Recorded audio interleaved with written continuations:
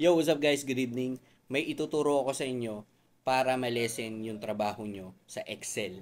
Guys, 'di ba sa mga company or dito sa office namin, usually kasi nagta-type kami ng mga pangalan, first name, middle name, last name. Then sa amin kasi, usually yung hinihingi nilang mga data, sample mga 2016 to 2023. Ngayon, magkaiba yung format na kinukuha nila.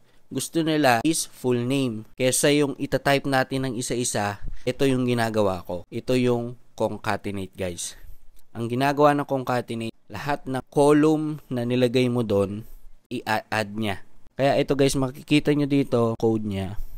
Kayo nang bahala na i-try ito.